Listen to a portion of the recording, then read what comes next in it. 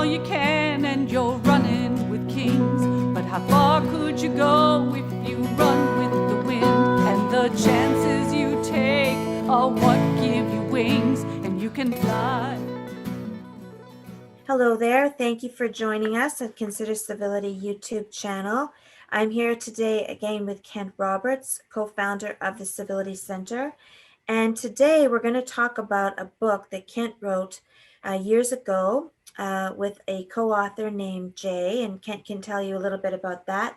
But the book was called Bring a Dish to Pass. And I'm hoping that Kent can share with us a little bit of information about how in the book, the authors spoke about how it's important to include a diverse array of partners in community improvement initiatives.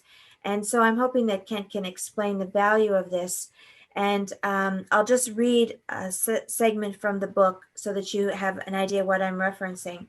If we want to produce community improvements that matter to all community members, we shouldn't leave the work to professionals alone. The people who design and provide local services are experts when it comes to helping individuals in crisis. But we also want to improve the community's everyday conditions for work, play, learning, and living. And when it comes to those dimensions, the real experts are average community members.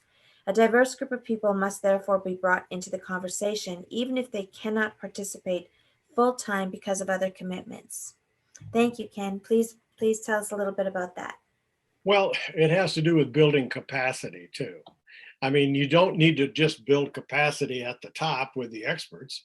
You need to build capacity within the community. I mean, it'd be like raising a child and the parents just have all the answers, but you don't actually build all the capacity and all the different things that a child is going to need to grow and be engaged in today's world. So in order to do that, people have to be active participants. And I think so many times I have seen great people try to give great answers and solutions to folks. But it doesn't make any difference what they know. It's what others can learn and use and discover and incorporate in their own lives. And in order to do that, they have to be active participants. And it doesn't make any difference what the expert knows. People have got to discover it for themselves. It's just like a coach having all the knowledge in the world, but can't get the athletes to actually perform it or understand it or do it. So I think it's really important. And this is a concept that I'm going to talk now about. It is gold, but a lot of people just somehow fail to understand that. It is a two-prong approach. You must have a bottoms up of that growth of the people that are engaged with the problem and working to build capacity, and have a top-down approach where people are connected at the top, understand and feed and nurture the bottom-up approach. Without the leaders, without the experts being connected, and if we have these people growing in silos, it's not going to have an impact, a positive impact on the souls of the people or the community itself. So we really need to have this understanding at the top, and we need to have this movement from the bottom. And when you have this two-pronged approach where you have both happening, this is where the magic happens. And that's extremely important. In fact, I'm going to say it probably is not going to work any other way. If you've got people randomly just growing and coming by accident, coming across building capacity, but they can't connect to leadership, they're stuck. And eventually they'll say this stuff doesn't work. But when they can connect to people at the top who understand and who are connected themselves to others, and they can tap into this great resource that is bubbling up from the grassroots, you've really got something. Does that make sense?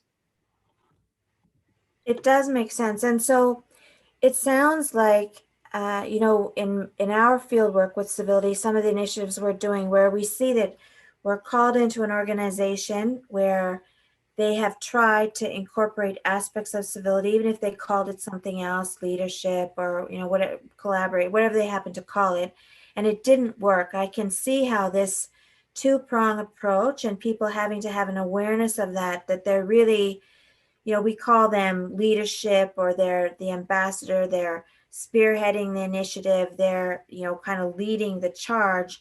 But from what you're saying, I get a sense that those individuals involved in that process really have to understand that they're co-facilitating as opposed to leading. Would you say that's correct? And how do you teach people that first? Do you train people to be, civility practitioners, or to do the kind of work you did? Did you just come by it naturally, or how do people learn that that's the approach? You have to create space that allows them to discover different ways of understanding. And so they'll get it if you give them the space and value what it is that they learn.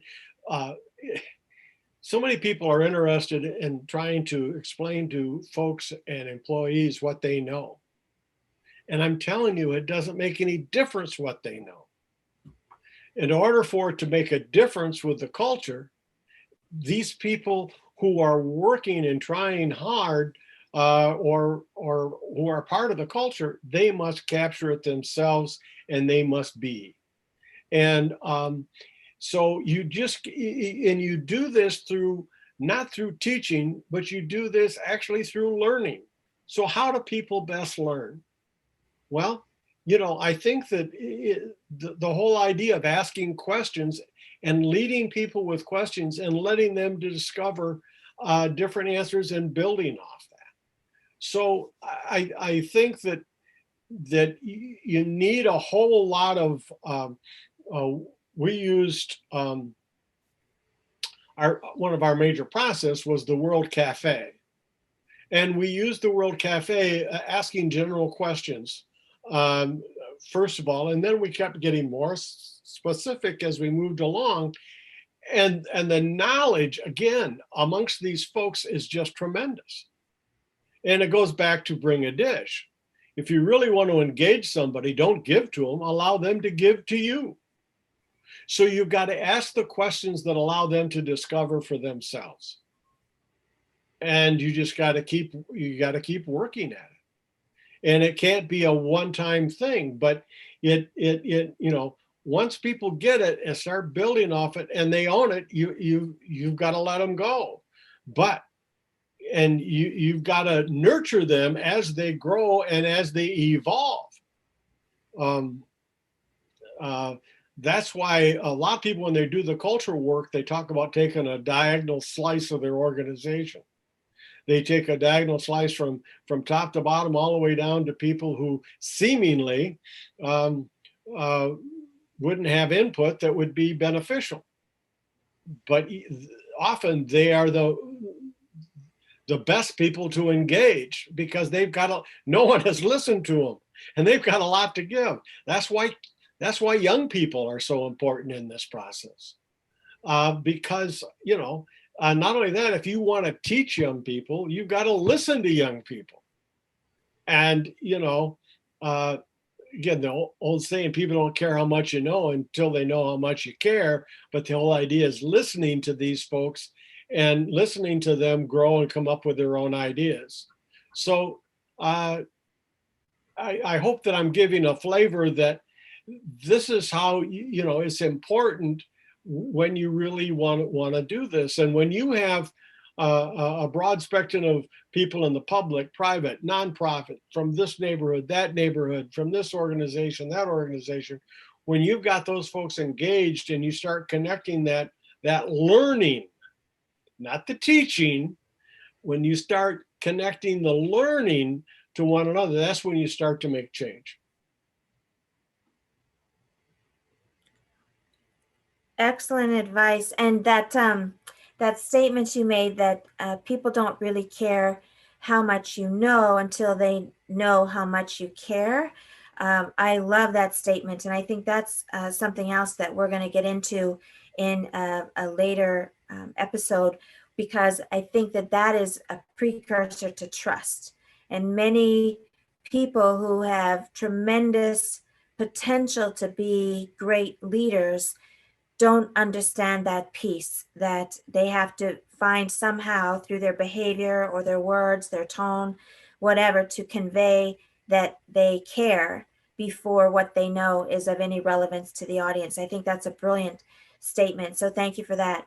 And thank you all for joining in. We'll see you again soon. Thank you, Kent. Reason why each of us comes to this earth, and your actions will always speak louder than words, and you'll never know what you're capable of until you try.